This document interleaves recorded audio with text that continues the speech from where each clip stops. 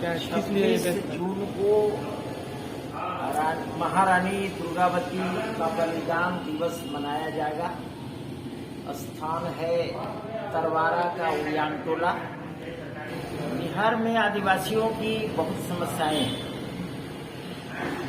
मसलन जो आवाज उठ रही है आदिवासियों की, उसमें राज्य अनुसूचित जनजाति आयोग का पुनर्गठन का मुद्दा है कि आयोग में पिछले 5 वर्षों से सभी पद रिक्त हैं। उसके बाद बिहार में अनुसूचित जाति के लिए जो विकास की योजनाएं हैं उसको कार्यान्वित करने के लिए, उसकी मॉनिटरिंग के लिए जो निदेशालय होना चाहिए, बिहार में अभी स्थापित नहीं है। बिहार सरकार ने कई अच्छे काम किए हैं। अनुसूचित जनजाति आयोग का गठन किया है। दूसरा कि बिहार में अभी सभी आवासीय विद्यालयों में जहां 300 बच्चों की पढ़ाई पहले होती थी, अब 720 बच्चों की कर दी गई है। बिहार सरकार ने अभी राज्य मुख्यालय में एक आदिवासी शोध संस्थान बनाने का निर्णय किया है, जिसके कर्मचारियों के वेतन भुगतान का खर्च राज्य सरकार करेगी और उसमें उसकी स्थापना में जितनी भी राशि की जरूरत पड़ेगी वो भारत सरकार ने खर्च करने का निर्णय लिया है। उस पर कार्रवाई बिहार सरकार कर रही है, जो एक स्वागत योग्य कदम है। तीसरा जो मेन मुख्य मुद्दा ये है कि सारण प्रमंडल में अभी तक आदिवासी बच्चों के लिए एक भी आवासीय विद्यालय नहीं है। सारण प्रमंडल में आदिवासी बच्चों के लिए एक भी छात्रावास नहीं है। छात्रावास के विकल्प के लिए यह आवश्यक है कि राज्य सरकार यह निर्णय ले कि सारण प्रमंडल में सारण जिला, गोपालगंज जिला और सिवान जिले में जितने अनुसूचित जाति के बच्चों के लिए छात्रावास हैं और जितने अनुसूचित जाति के बच्चों के लिए आवासीय विद्यालय में, उसमें अनुसूचित जनजाति के बच्चों के लिए, आदिवासी बच्चों के लिए कम से कम 20% सीट सुरक्षित कर दे और राज्य सरकार यह निर्णय ले कि जिन जिलों में 50,000 से अधिक आबादी है, आदिवासी आबादी, वहां एक आवासीय विद्यालय निश्चित रूप से स्थापित करे। बजट की राज्य सरकार के पास कोई कमी नहीं है। राज्य सरकार के पास पिछले 4 वर्षों में आदिवासी योजनाओं पर इतना बजट रहा है कि वो खर्च नहीं हो पाया और 4 वित्तीय वर्षों में 1,298 करोड़ रुपए बचे रह गए हैं। तो आदिवासी का जो बजट है, आदिवासी के विकास के लिए जो राशि बिहार सरकार निर्धारित करती है, भारत सरकार निर्धारित करती है, वो लैप्स नहीं होती है। वो भारत सरकार का योजना आयोग ने ही एक निर्णय दिया था और उसने एक लेटर जारी किया था, भारत सरकार ने एक लेटर जारी कर दिया है, वो लैप्सेबल अमाउंट नहीं है। तो जो बची हुई राशि है उसको आदिवासियों के विकास पर खर्च किया जाए, यह आवश्यक है। और जो सबसे बड़ी समस्या है आदिवासी की, बिहार में लोकसभा की 40 सीट है, उसमें एक भी आदिवासी का जनप्रतिनिधित्व नहीं है।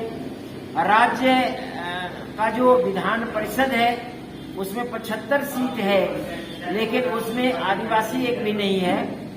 और राज्य के विधानसभा में 243 सीट है, 2 सीट उसमें आदिवासियों के लिए दिया गया है और आदिवासियों के लिए एक जगह नहीं है। राज्य की विधानसभा में 243 सीट है और राज्य सरकार ने आरक्षण रोस्टर को 44 पर रखा था तत्कालीन सरकार ने, जिसके कारण 243 सीट में 43 के अंतर्गत अगर रहता आरक्षण रोस्टर तो 1 सीट और मिलता।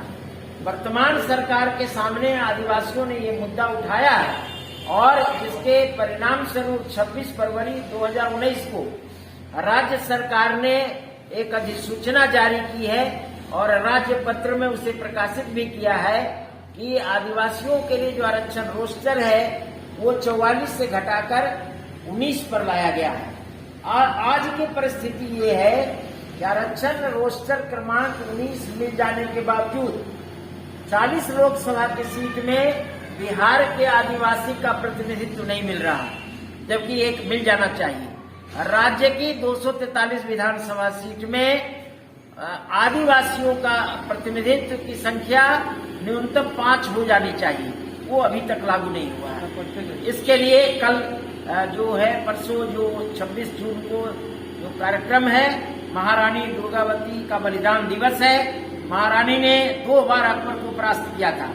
तो हम लोग इस कार्यक्रम के जरिए बिहार सरकार को ये आगाह करने का प्रयास करेंगे या सूचित करने का प्रयास करेंगे कि राज्य सरकार जो नीतिगत बदलाव है उसको करे। राज्य सरकार ने एक और नीतिगत निर्णय लिया है 2022 में, वह आबादी 50,000 या उससे अधिक है उन प्रखंडों में एक आवासीय विद्यालय दिया जाएगा। बिहार में बगहा 2 के अलावा कोई भी प्रखंड ऐसा नहीं है पूरे बिहार में जहां आदिवासी आबादी 50,000 से अधिक हो। इसका अर्थ यह हुआ कि वर्तमान जो नीतिगत निर्णय लिया गया है उससे बिहार के आदिवासियों को कोई भी फायदा नहीं होगा। एक भी आवासीय विद्यालय उस नीतिगत निर्णय से नहीं होगा। भारत सरकार ने एक निर्णय लिया है कि आदिवासी आबादी न्यूनतम जहां 20,000 की आबादी है वहां एकलव्य मॉडल स्थापित किया जाएगा। भारत सरकार ने अभी एक जनहित याचिका मैंने की थी, उसमें 16 एकलव्य मॉडल स्कूल बिहार में देने का निर्णय किया है। उसकी सूचना भी बिहार सरकार के पास आ गई है। उन सभी जिलों में चिट्ठी भी निर्गत कर दी गई है जिलाधिकारियों को, लेकिन अभी तक जमीन का निर्धारण जो है केवल 3 जिलों में हुआ है। जमुई जिले में राज्य सरकार ने जमीन आवंटित किया, वहां भवन का निर्माण भी कर दिया। उस भवन के शिलान्यास कार्यक्रम में मैं खुद मुख्य अतिथि के रूप में उपस्थित था और वो कार्यक्रम संपन्न हुआ। वहां भवन भी बन गया और आदिवासी बच्चों का नामांकन भी शुरू हो गया। उस तरह से दूसरा एकलव्य मॉडल स्कूल पश्चिम चंपारण में रामनगर प्रखंड में एक आवंटित किया गया है। राज्य सरकार ने वहां पर्याप्त धनराशि दी है और उसके लिए भवन निर्माण का काम चल रहा है। तीसरा एकलव्य मॉडल स्कूल कैमूर जिले में अधौरा प्रखंड में आवंटित किया गया है। उसकी राशि 51 करोड़ रुपए राज्य सरकार ने आवंटित कर दी है। जमीन भी चिन्हित हो गया है और उसका निर्माण कार्य भी शुरू हो गया था। नीचे प्लिंथ तक आ गया था निर्माण कार्य। विगत 3 महीनों से निर्माण कार्य बंद है, उसे राज्य सरकार अविलंब चालू कराए और उसका निर्माण कार्य शीघ्र पूरी करे। प्रमोद कुमार सिंह, जनजाति मामलों के विशेषज्ञ।